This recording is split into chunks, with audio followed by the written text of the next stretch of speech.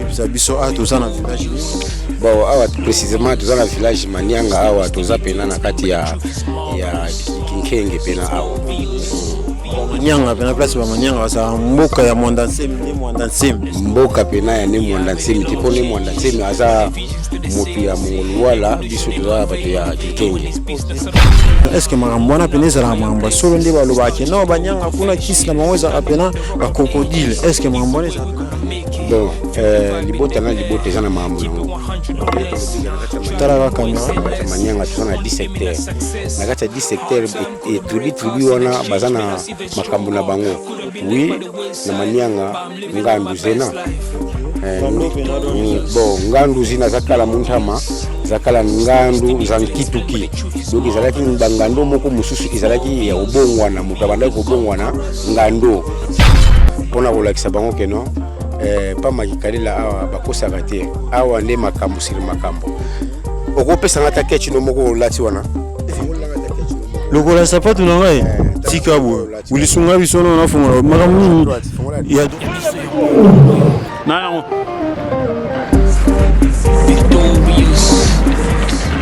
et voilà, matondo mingi na bino baso pena kozuli bakuma la molanda biso partout dans le monde entier na biki bozala wana ebele bulinga biso na kata chaîne na biso ya biso podcast télévision bo s'abonner massivement bo liker bo partager surtout ba commentaire na bino mutu esala ki to sala bino musala toujours na ndenge oyo esengeli et puis bo santé bo beta tout kuna ba page Facebook na biso toujours ya biso podcast télévision et puis bo kena TikTok page na biso peza wana ya biso podcast télévision bo kepe wana na kati ya Instagram pourquoi pas ba numéros affichés wana bo koma bo benga na WhatsApp parce que awa biso to saka wana pona kozala toujours nzinga ya population na biso pe ko faire découvrir bino ba culture ya bamboka na biso partout na République démocratique du Congo quand vous aurez remarqué des causes déjà planté wana ngande ko na bino moezi kini mikolo bo mesana nga pona zaka na kada chaîne na biso ya biso podcast télévision et on a le boss lui-même en direct qui a Londres wana zota la biso pena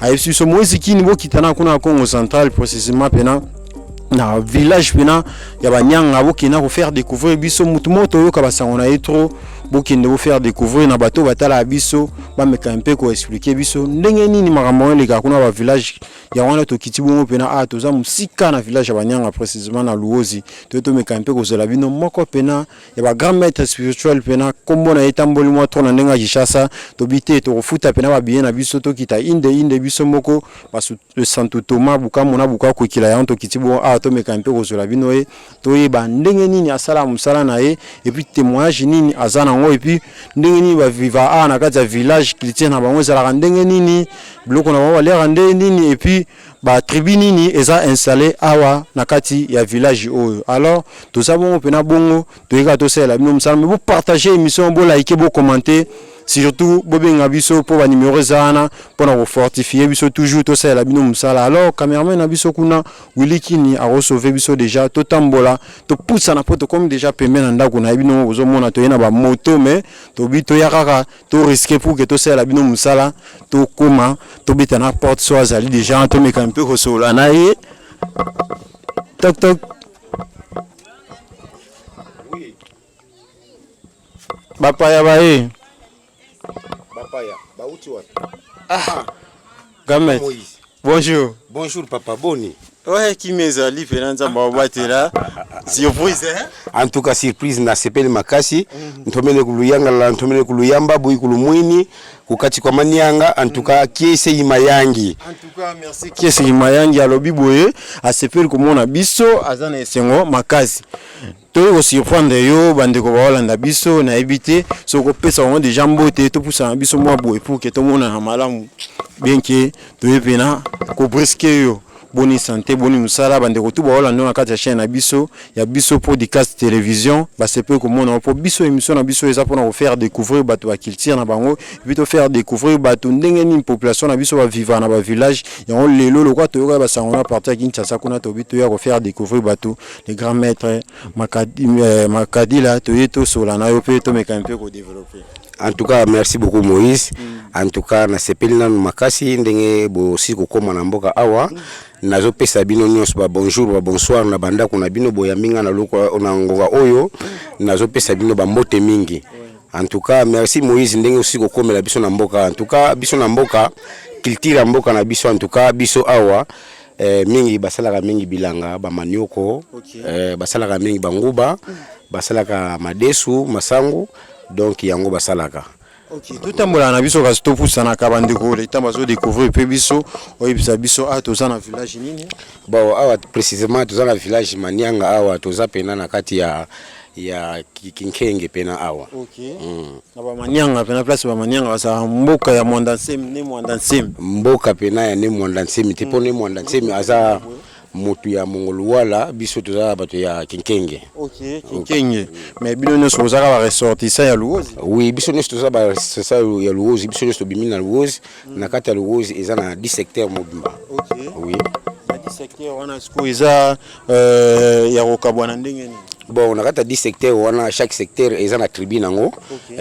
Na 10 secteurs wana ba tribu na ba ekolo ezali. Biso nyonso toza ba Manianga. Mais eloko ekaboli biso mwa muke eza likambo ya mwa Luvila na ba langi na ba limite ya ndelo yango nde ekaboli biso. OK, on préfère tout le magasin moi c'est anzité wana pour que tous appuie moi malili to meka un peu kosola to visiter pena mboka bandeko na biso ba otala biso na ya biso podcast télévision pena boza pete boza ka wana bino na bo s'abonner te pena bo s'abonner massivement bo like bo partager au monde bana pena baza surpris ba monde nini to yego sala musala awa lelo pena to yego surprendre yo to solo la pena maram parce que to ki basangona o trois parties ya Kishasa kuna ozali pena docteur traduit praticien et puis ozali grand maître spirituel guide spirituel mais avant tout côté mambo etali spiritualité to lui to faire découvrir na bateau village na bino oyo et puis bayiba ba tribu nini oyo eza installé na kati ya village na bino. Bon, na kati ya village na biso ba tribu presque ebele eza na kati ya village oyo. Na kati ya village oyo équipé écoloté. Po biso nyonso toza ba congolais. Ozala Moswahili, ozala Muluba, ezala Mungala baza awa. Donc ndenge omoni pe ba Manianga baza partout.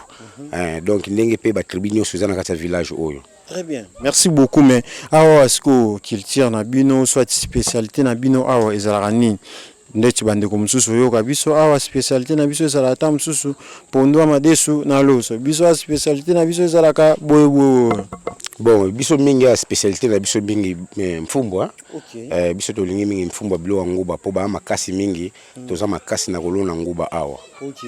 Pena nguba ne nguba. Te awa pena nguba nde nguba, linyoko nde linyoko. Très bien. En tout cas, merci beaucoup. Tozi pena ba moto et kumbi biso tolongo musika Kishasa kuna toye to meka mpeka ka kosola na ba batala kabiso na ba basabona na chaîne na biso ya biso podcast télévision et puis na ba onam basabona te boye ko découvrir pena grand maître spirituel nene to yambeli bino pena fumu na kati ya village natal na bango bomona na bino ba fumu bele balika na ba etando eke bomona na bino bele bazaka na Kishasa kuna mais biso pena to na kati ya village natal to faire découvrir bino ba capacité spirituelle na et puis musala na ye ndenge ya sala to zo pe mo ba témoignage bandeko bele ba vivana ya na kati ya village mais tozana na ye moko à faire visiter biso mboka mais maître yebisa biso nano awa to ki basangono ya musika parta Kishasa kuna ke yoza docteur traduit praticien au Rabatu et puis osa susu na bokonzi pouvoir ancestral oyo yoza nango pouvoir ancestral wana betela biso na lisolomo muke bande wa Holanda biso ozwa yango ndenge nini to tambola na biso to sola nzela.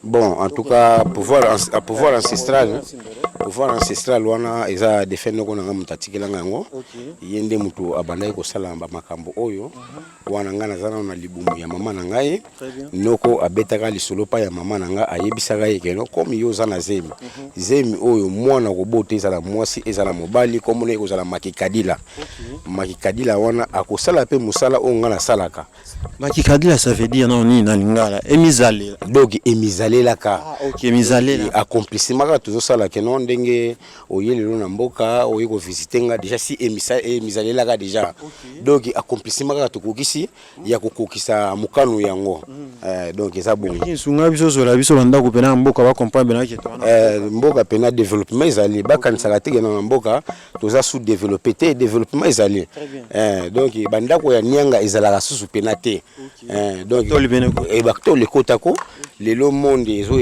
évolué par rapport ndenge technologie tozomona ndenge po monde na monde la science ndenge évolué monde la science pesa évolué makasi donc na bandeko nyonso bayebi makikadila bozoyoka makikadila donc nazo siri bino ke no tozanga tsamboka donc makambo ezali entre temps naza maître spirituel maître traitant nazo traité prostate paralysie diabète stérilité ba oyo nyonso babotaka te ba oyo nyonso bazana ba mari de nuit ba femme de nuit donc nazo siri bino ke makambo pena ezali boya kozwa traitement. Mais betela biso tozonga mkia na historique wana ki bapesa au pouvoir wana ya kopesa ezala ke non balobaka ngo déjà ki ekozalaka nango lelo biso tosalaka accomplissement nango wana ezalaki na age nini déjà ntango yo bandima na mwa nga makambo na bandi yango presque bomwana na ngai o naza landwa batimba oui naza pasa donc yo ça oui donc itina botamaki déjà na bandaki déjà ba événement déjà ba film à partir ya bo petitesse nanga bo mwana nanga oh do bandeli ya ko pratiquer na bandaki déjà à partir ki tout donc nazana no mwana mukeme mama nanga nazo lakisi ba mystique dès que bazo sokola ngai na kata bassin mama nanga azo mona pena ke no ba mystique pena nde type telemata awa pena to mona biso ko pusa no boeto sola bien tina zo kola pe mama na ngai pe abana mona déjà ba mystique bande ko na ngai bazolo bakeno mwana ndo anu mystique kene tela mambu ndo zikisiki tu songa donc na banda ko lakisa bango déjà ba vision déjà moko boy mona mama azokende bilanga mais nazolo tisa yendo to mama azokende ko lokota biloko oui mama azolo lokota biloko omona mama déjà ki azoyibisa bandeko nanga ke lek na bino oyo ayaki kolotisa nga ndoto moko ayaki kolotisa ngai kene na nzela bilanga okolokota ebwele biloko wana déjà na bandaki kolakisa déjà ba film ba bivenima wana na kati ya ndako na biso ndenge na botamaki pa ba parents na ngai ndenge pe nazokola defet noko na nga misaelaki déjà abandaki déjà kolakisa nga likasa na nzete azoprendre nga likasa na nzete place wana nde sikoyo ndike ezolakisa keno ngai na kozala mutu moko ya mystique ti lelo pe ndenge na komi boye en tout cas grâce ya noko na ngai na ba ancêtre na ngai mutu ba pesinga makambo yo en tout cas bino mobozo mona mboka yango direct du village donc en direct du village donc kuntuka ko kumani yanga kibeni twena kayena ko ngati foke katona kufata ko me kufata kibeni twena kwa kutudianga nsaki madioko mama tuti di mwa nkibyo mwa fufu donc mwa nsaki balembi tudidi donc ubwala tuna kumanyanga. Très bien, to tikalika wana makambo tali spiritualité mais mutuna mo yelinga curiosité bande ko Holanda biso est-ce que na kati ya village natal awa est-ce que courant pezali bo vivaka ndenge nini ba fufu to yoki ucholo bana mnoka mboka bato mususu pena ba comprendre ba fufu tuta yango ko tuta. Bon, ba fufu époque ya ko tuta fufu déjà ici eleka. Moi développement comment moi développement ndengo moni ke ba toli ezolakisa ke non développement pena. Ozomona place na uti wana place ya ndako na la caméra place na uti place ya ndako na ngai wana ngai moko na lingi fo ezala na nyanga bongo po wana eza ancestral. OK do yo tikalika na bokoko ya onda kunezana na batoli te otika ngoka na banyanga tika ngoka bongo po wana eza esika nga na salela musala na ngai na yambelaka batu donc na yambelaka bango kuna na tikalika na ancestral wana mais kwa matiti bongo banyoka bakota raté munungeza la raté to bo etanga pete nyoka kokota te ndeko Moïse nyoka kokota te po banda bakoko na biso déjà banda ko wana déjà emisalela déjà et ça na koko moko te o ko lobake ngana leka te kolala na ndako nianga to le yende le londe to zomona développement donc etake nazo sire bino ke makikadila to sana kati mboka bino mo bomona to na kati mboka mena sire bino ke no bato baluka nkodia bato baluka nkodia baluka pe portefeuille pe ezali nkodia pe ezali nazo sire bino ke no oluka yango ke omona yango te mais pa ya makikadila en tout cas silence ezali ke no okoluka ngo pe kozwa yango donc tata nzambi bakulu bakembi ke ukitani na vantoto muzulu yani pe ka utani na donc ezande ngwana est-ce que ba condition ezala nini parce que bato mususu ba otala biso to pusa na biso to zonga na biso déjà ko to sala comme salana bandiko ba otala biso bana besoin peut-être waiba olobiki mtu azana posa portefeuille mtu azana posa excusez ngai mtu azana posa peut-être que ono aya kozwa okodia to kenda na biso okodia o au kodia o aya kozwa peut-être le biko na maladie na ye akokota en contact na yo parce que numéro de téléphone bato mosusu déjà c'est bamona village na biso mais baza na posa peut-être bakota en contact na yo so pesa numéro de téléphone na télévision pesa bango déjà bon numéro na ngai plus 243 81 13 85 465 plus 243 81 13 85 465 donc numéro na ngai wana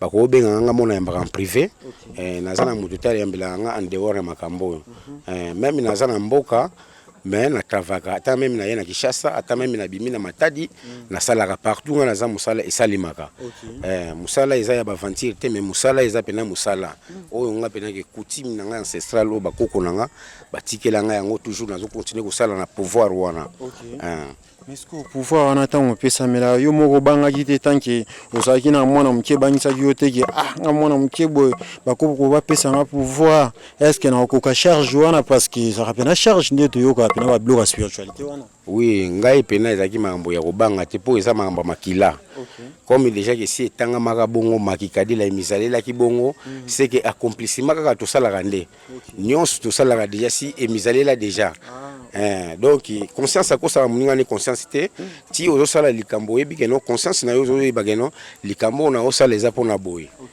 donc les apena bongo très bien mais ce que yebisa biso na lelo bandeko ba otala yo toyoka bino na kutimi na bino banyanga bobimisa so pe ba kodi ya wili sunga biso ba mona ndako wana ya matiti ba bibino bozala so pe na crocodile na bino na ndenge ya kutimi na bino to telemena tako to bozala na crocodile na bino na ndenge ya kutimi na bino est-ce que makambo wana pene ezala makambo solo nde baloba ke no banyanga kuna kisi na bango ezala pena ba crocodile est-ce que makambo wana ezala pena réel bon libota na libota ezana makambo nango et to lobi na kati ya manyanga tala caméra na kati ya manyanga tozana 10 secteurs na kati ya 10 secteurs et tribu wana bazana makambo na bango oui na manyanga ngandu zena bon ngandu zina zakala muntama zakala ngandu zankituki donc ezalaki ngando moko mususu ezalaki ya obongwana mutu abandaki kobongwana ngando ndenge lelo tozomona à l'époque wana tumonaki ezalaki na père moko azalaki na Louose père Igo père Igo ile mutu azalaki na makambo wana ya bamindele ya koyungola batu bazokoma bangando ok na mai boye déjà si ba négociaki soit na famille soit ba négociaki te ngando paye mbala moko ezuyo na kati ibale donc ezaki makambo wana mutu abandaki kosala makambo wana mingi à l'époque ezalaki père Igo bon vu que comme yepe esi akenda po ezaki makambo moko ezaki talisman ba kokotisa ngo pe na niveau ya science ya niveau ya coutume ba mususu pe batika na biloko wana tilelo donc botubu wanga kulozi ngandu bantu bakitukanga mukedika ngandu zaba monikanga unu kya kingandu kasaka dia kumunda mnekinza nsi yeka développer donc beto bantu bankwa diela to mavaika bonso makikadila wameka funi kisafimwa ngandu fyako makikadila vuba mbokele wisi ikufietele kutudiri muntutu donc na lobi na ba onyoso bazala bangando na bango bakenda kobongwana kuna na fleuve soko ke kobongwana ke ngai makikadila na monio na kwa kozwa yo na chona mulangi pe na bomio okomi esclave na ngai ya kotinda ka bino po bokomi esprit donc lulemba kitu ka ngandu lusoba mabanzo mentalité meno donc boboka ba manianga message nzolo kulwana. Merci beaucoup wana eza message pena lingaki kopesa bino do manianga nyonso do yo kubonga na ngando yo zana ba bloko ba kala bakisa kala na kubonga na ngando pena mettre lobiki soki o meki lisusu eke ba kopesa rapport au kanga yo akotuna kati ya mulangi okomi ko servir ye donc comme mon habitude dans le monde ya spiritualité. OK, mais ce que to vanda sous moment solo Italie ba maladie bande ko tala biso na Londres wana na kati ya chaîne biso ya biso podcast télévision bato belé bazalelo bazobela ba diabète bato belé bazobela le maladie andeke na éviter so ba coach en contact na yo pe ba ozalo biko parce que na chaîne biso ya biso podcast télévision bande ko benga biso pena trop ba kawana tozo ya mayango mingi. En tout cas na ba onyo so bazana bokono ya maladie ndengwana e bani na maladie ndeke épilepsie en tout cas nazo senga bino que no traitement na bino ya solo o ezake no ata okoya ka 1000 fois na jour ata combien de fois ozoye basusu te erokoya ka perte de reconnaissance et yela kayo après avoir kokoya nazo siré que non soko ye pana ngai maladie wana ekosila na yo pe ozana maladie ya diabète bato ya ba 400 500 ba 300 quelque nazo siré que non soko bengi makikali en tout cas makikali ko peso kimia okozwa traitement moko oza que non spirituel na oza physique et moral okozwa pena traitement ya kimia maladie mususu eza empire mususu eza no empire na oza empire ezo senga ke photo lika na ba étape ba cérémonie pona ni maladie wana empire esila na wa oza ke no empire atana sali cérémonie te na pesio likasa na nzete pe obiki donc eza maladie ezalaka empire na no empire mususu eza ba maladie ya bataki bozo swana bozo bunda fulani na compagnie abwakeli muningane maladie pona poste wana alinga remplacer ye na bino nyoso bokutana na bakande ngwana ezo senga nzamba lobi mi batela na mabele pe likolo ko yeba ko batela yo il faut besoin protection na bino protection pour kimia ezala. Très bien. To bon vie maman biso a mettre to zongo maman. Bonjour. Toroso la mke mete pesa soka mwa kilgeta to mekampe ko sona ba mama awa to kuti pe na kati ya village awa. Maman, bonne santé? Santé bien papa. Tika na simbela yo kombo nani? Kombo na Mama Sylvie. Mama Sylvie. To sepeli komona yo. Alors lelo to kisina kati mboka na bino pour kito mekampe ko sola na bino bande ko balando partout dans le monde entier. To éviter to ko faire découvrir batu balanda biso na kati chaîne na biso, ya biso podcast et télévision et longo na boss na biso ndia ki à Londres wana pena. Tika ete nzamba pambola pona ba mwana yo zo changer to kitana théâtre mekampe ko sola bino, batu pe to faire découvrir bino. Lelo o mettre landu makikadila na éviter témoignage ni no pe sa sérieux o yazali pena guide spirituel pe docteur tradi praticien témoignage siko témoignage na logo pesa po na papa matondo azo salaka bien makamuna ezo lekaka bien tuka papa yango na talisi bino. OK donc ana kati mboka awa asala msala na très bien témoignage fait ezali ya malamu pona ya solo penza biso moko tozo mona kango. OK merci beaucoup moi ça va tout va ça va bien. Ça va bien. Kombo nona? Kombo nani? Tuba Simeon. Simeon. Simeon. Otangaka? Ngeki na classe ni? Première. Na première. Ah Simeon, ça va. Bonjour. OK, merci beaucoup maman to sebe pena komona ope ko sola na yo. Likambo tenga pena sepeli. Na zongi na ngandako. OK, mboka na bino eza kitoko yebi. Na sepeli na mboka na bino bulukina ata mwasi na yo tikala na nga. Oh, boina yo. Oh, kasi na sengi na ngati. En tout cas, wande ko watali to continuer kaka to zongeli siko ye moko pena gameta meta to zonga na biso deja malema. To zonga malema. To ko sola kana biso, uliki na ko sunga biso azana ya liboso. To ko bakama so na biso to yoki pena témoignage na to zui pa mama moko wana. To meki un peu ko sola naye.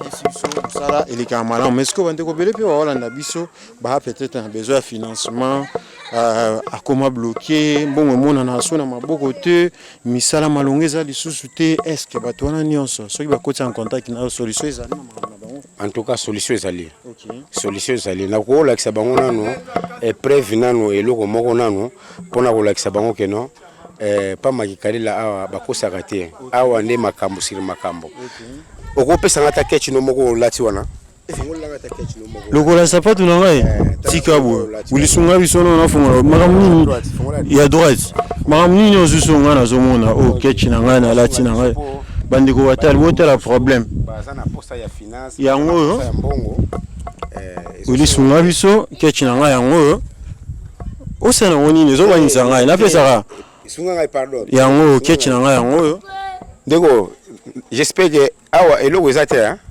bala nya biso podcast télévision bino mo wotela mama na zomona kechi na ngai na longo na longo eloko ezate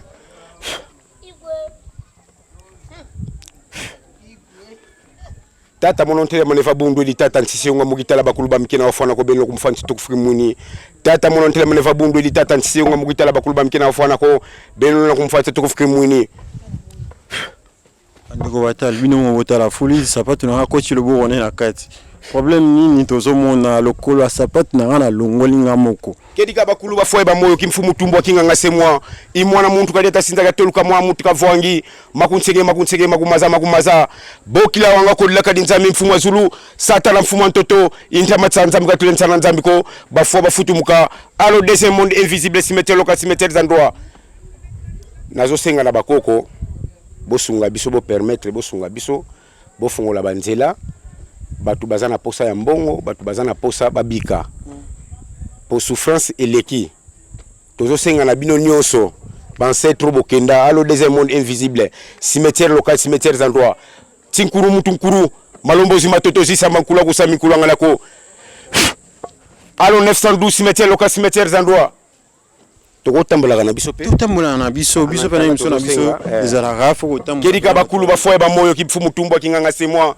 imwana muntu kadeta tsinta katoluka imwana muntu kaluta vangi makunsege makumaza bokila wanga kodila kadinzami mfumu zulu satala mfumu toto tamatsanza mkatule nsala nzambiko bafoye bafutumuka alo deuxième monde invisible cimetière local cimetière zandroa kedika bakulu itotalomba facilité passif voto sadisa makanda izindinga mwana muntu kadeta tsinta katoluka imwana muntu kavwangi makunsege makumaza ndeko Moïse omoni biso musala ezalaka nango ya tembete biso musala eza ya tembete ezale musu teke no tokenda koluka to senga nanu avana na zwa mbongo ifona luka nanu mutu ayana mpona na bikela te na luka mbongo teke pona bikela yo moko ndemo pesi mbongo yo moko posa na mbongo ngamo na zana mbongo kedika bakulu tata mono ntele mana fabundo di tata nsise nga mukitala bakulu bami kena wafana ko benlo kumfanza tuko mfuke muni kunchuka zanu madia kunchuka zanu mafunta tata kandogi pana mama kandogi pana mpaka muna nkazu vela lukanula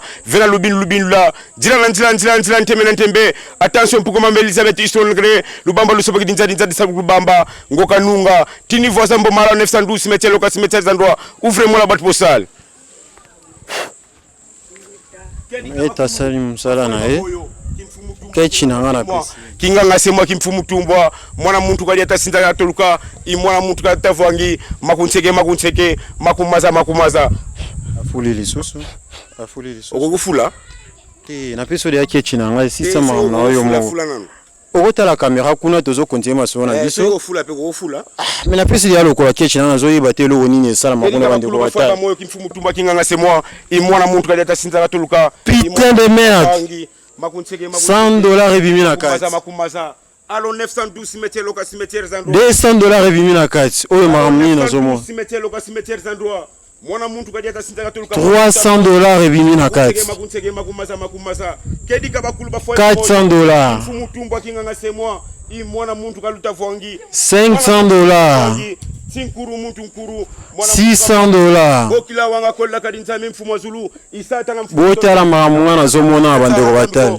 bafo bafutu mukalo deuxième monde invisible cimetière local bozulanga mai boyona kantina mai mete osala biso wepwani nzambe na ngai botande na toki mutu na ngai panzani nalata na ngai bandeko batali keche ezalaki na lokolo na nga na longoli na pesi ye nakosimba bandeko batali bozala na lokota wiliki nisunga biso 100 300 400 500 $600 mama eli biso mai kuna bino mo bozomona $600 yango ebimi kechi na ngai nazalaki nango o deuxième numéro kantina mai yango ba eli biso mama okende te sunga biso tokosobola mwa mke nazwi $600 na dinisi 1 2 3 4 5 $600 na dinisi on akati ya kantina mai totala nini eleka bakulu bafoye bamoyo kimfumu tumba kinganga semwa mwana muntu kadeta sinta toluka imwana muntu avwangi izazi mbongo bakulu izituki di kudese monde invisible kwa beno bakulu bami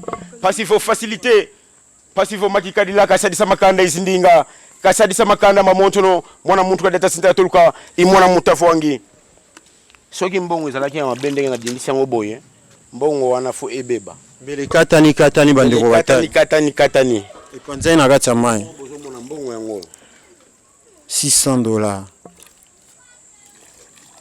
makikadila zane maître ya nzalate makikadila aza maître ya nzalate mais nazo yebisa bino makikadila zo pesa bino facilité oyo aza na posa ya nsele oyo aza na posa nkodia oyo aza na posa bamona bandeko nde bazotala oyo aza na posa portefeuille du bonheur akoki koya aya pas mettre makikadila asunga bango na ba difficulté na ba moyen o bazoluka.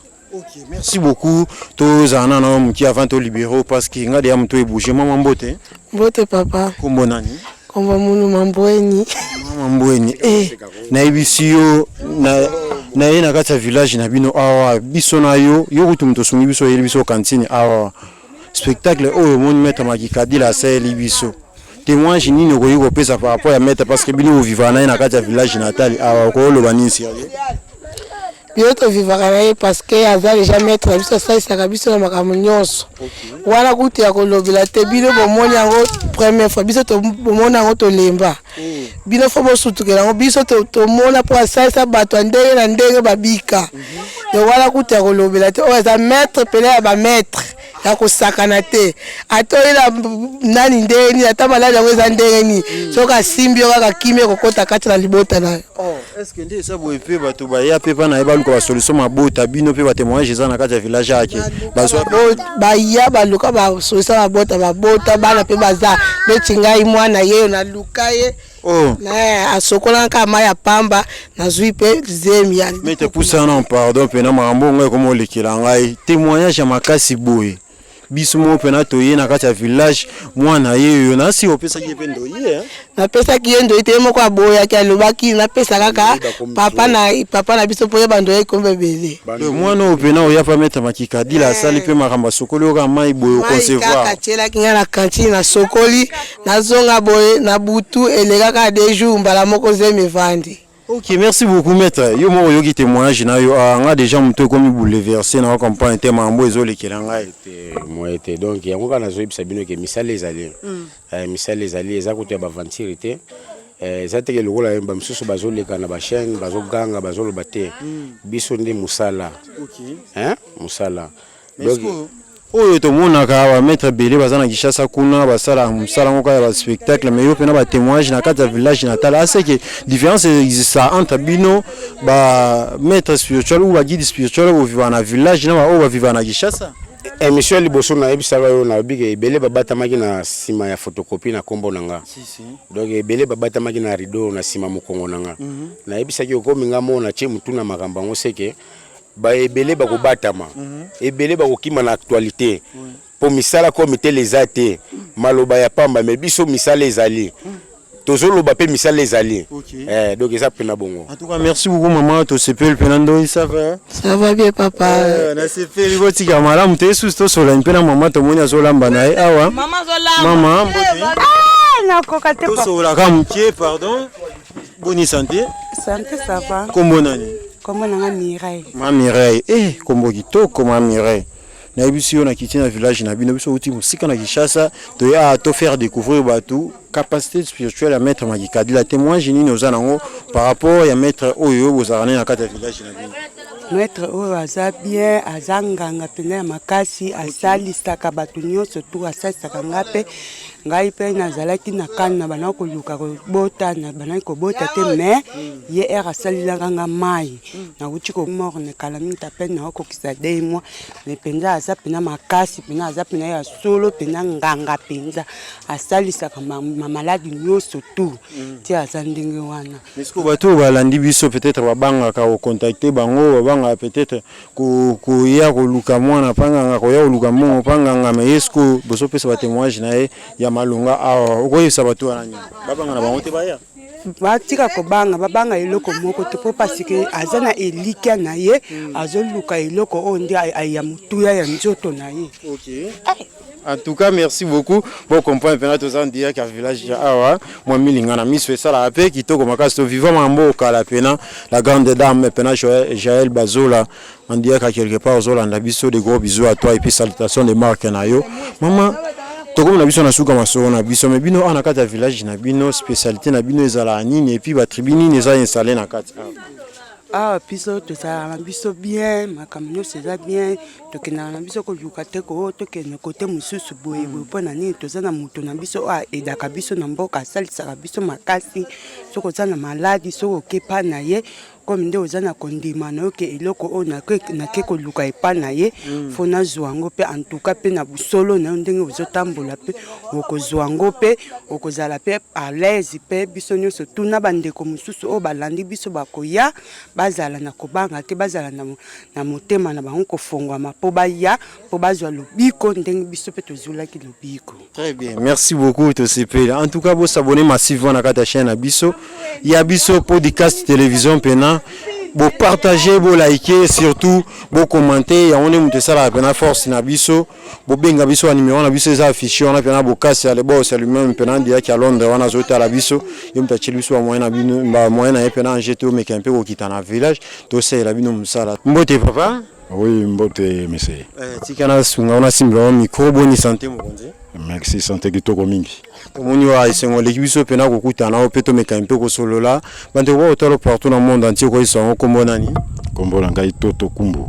OK mokonzi Toto Kumbu awa tokiti na kati ya village natal na bino awa to meka mpe ko solola na bino parce que bato ba otala biso partout dans le monde entier to ya to faire découvrir kaka population balanda biso partout dans le monde entier parce que biso chaîne na biso ezalika wana pour nous soutenir ba valeurs culturelles et puis aux nzinga la population na cadre kaka ya chaîne na biso podcast télévision toza awa na habité témoin génie au ça par rapport ya grand maître spirituel pe guide spirituel oyo et maître Lando Makikadi.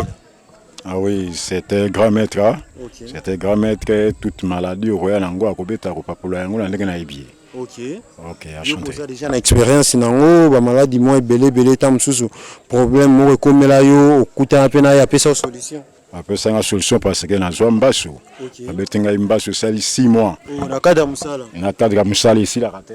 En tout cas, Willy qui nous sunga biso. Ah oui. Ya wana mokonza zo longola pena chaussure na ebo mona pena ki azwa lobiko na ye ba beta imbasu. 6 mois. Combien de mois? 6 mois na bika raté. OK. Mais okuta na ye nde kwa mimingi pa na ye pe na zu guérison. OK. Oui.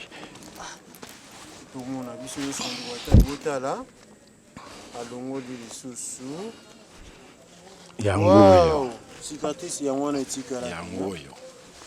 Willy sunga biso. Bon. Ebeta pena 6 mois. 6 mois ici la raté ça tanga mbasu. Ngape mwana yeba ke zimbasu ezite. OK. Mais kokome pa na yenda amoni on ke dio zambasu pa traiter ngape la zu guérison. Merci beaucoup pour notre témoignage kitoko mais bandeko baza peut-être na ba doute bakosama trop bakuta na moi ba mettre belé basalisa bango te bakenda pa nganga belé ba charlatan mususu ba pesa ba solution te bazolanda yo ko yebisa bandeko wana nini par rapport ya o baza déjà na besoin de en contact Et belé baya bakende pas mettre makikadi là ba rejoindre guérison. Parce que na benga pe un généraux aya pe ba traiter na maladie ya sukali pe abika. OK. Oui. Donc baya ebele basangana baya baluka mettre makitadi da gozana mingi. Très bien. Bandeko peut-être peu ça na ba musana moko baza peut-être na posa promotion batalio par rapport à ndingo sepeli kolega pena etando ekebo so bani bakota pour que bazo promotion au conseil on peut contacter maître Makikadi. Carrément bayebi pe na bengara déjà bayebi. Oh ba témoin je faisais déjà que bato baya baluka bazo promotion bazali ebele ba généraux ba colonel ba premier sergent major. OK. Boyo comme moi-même aussi la s'appelle mais lelo na PTS da chef. OK. Grâce naie na grâce naie awa soki hésiter parce que na uti zamba. OK. Oyo zabila mbaya zamba yango ya zamba ya sokota musala pe zali. OK. En tout cas matondo mingi. Merci à chanter. Voilà toko baka maso na biso to woni pende ko na biso ya moto a bonjour ndeko. Bonjour. Bonne santé. Santé kitoko. Kombo nani? Kombo Baina. Baina. Baina. Relaxing. En tout cas yo yebi biso ba jeune. Kitoko. Tuna mutu azana kombo nae. Très bien. To sepe ko mona en tout cas pesa biso ka moi quelques minutes to meka mpe ko sola muke. Tozana na kata village pena ya banyanga to kitibongo précisément na province ya Congo central to eto meka mpe ko solola. Na bino ba eboza ba habiter ya kata village awa yebisa biso na mboka na bino o ezande. Mboka na biso awa en tout cas toza biso bien pour le moment biso ba jeune. OK. Ba jeune peut ozo se retrouver na COP na maramnyonso. Nyonso. Yebisa bino na biso na awa bino COP nini pena o bino ba jeune bo se retrouver nango parce que to yebi que jeune otangi chic faut vraiment za pena peut-être na moi bio soit toza entreprise na bino a COP nini pena domina. En tout cas biso ba jeune normalement pour le moment awa na mboka donc fo zamba zamba osala manioko na yo fo na yo en tout cas biso tuka bamususu balobaka o bana ville na bana mboka baza mingi o bango timia mpona biso eti ngai jamais ke na okendeke na kifanda na matadi na kini na boye boyare donc on a nos vies en beau ça à l'aise en tout cas naza à l'aise yo comme ça biso yo jeune bo sunga biso lunga moi chapeau mki on appelle on ça boga quand même parce que zo bombelo nya on a chapeau taka biso ya maniema donc yo yebi kaka donc mo zo ki mo moyo okozo ngisana o ba bebe de ya poto na ba monyo ba sepel na makasi za boga mais est-ce que lelo otokiti na terrain to meka un peu ko sola na bino ba jeune et puis ba habiter à kacha village oyebi pe ba sango ya mettre là no magikadila wana maître yepo yebi wana maître ye tuwa simple ya biso ba jeune mingi na kati ya mboka tika bolobi nini yenda simbi biso mingi na kati ya mboka mettre là no magikadila do yemta simbi bino ba jeune c'est bino boningi ki c'est bino ba jeune ozobanga no tozolo bango pe ya TV bon eza ça dépend ya mutu mususu oyebaki maître à travail aka ne fils ka tama relation na maître et ça ne fils qui moi bien oza bongo pena ata niti biso ata musuba manema libende ko bunga yo so kina ya en tout cas oza solution très bien mais ce qu'on est yondo oza bo témoignage nini oza na pena maître parce que moi obi qu'il faut quand même aux autres travailler mais oza pena moi maître encadrement na ye il faut peut-être que na beaucoup ancestralité ça la pena kitoko makasi betela biso nano témoignage nini oza na moi maître lando makikadi en tout cas ngani tinangai maître en tout cas sala makambo ebele tonga mo nanu so na kina maître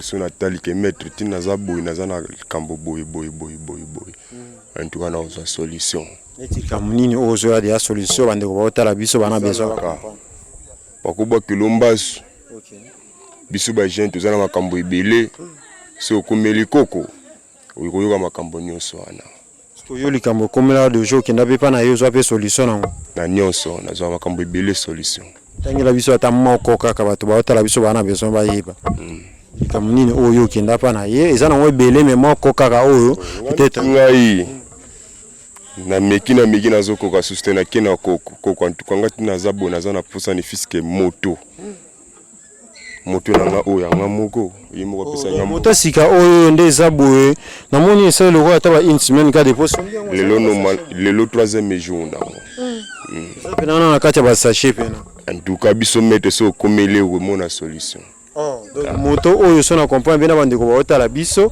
okenda obikende zana na lembi na ngavi ya zamba nazo bunda mke na zamba mena nisko na créer copie na nga mususu ya moto donc kenda wana apesa mbongo apesa ba formule nde permeta yo somba moto na bon ye puis ati azandingo na so lobiki asangela on fils ata $1000 de ya ngote ya ngote donc ata $1000 $500 au sanja est-ce que ba mbongo wana ba yebisa biso eza ba mbongo mabe yo sombela moto c'est yana on peut mbongo mabe bato balia pe basala on peut eza mbongo bien eza mbongo bien biso to lia kango déjà esombelo pe mabe so mbongo mabe esinga na zwaki libendo mbe na zwaki yango ta na kena mezo atali mbongo eza bien ba fakti makambo nyonso na zi moto na bimi est-ce qu'on ezana ozobula na yo na moto na yo eza defisa ki mbongo ngo to mbongo na yo moko abiso sana au projet jamais de yo moko zwa na yo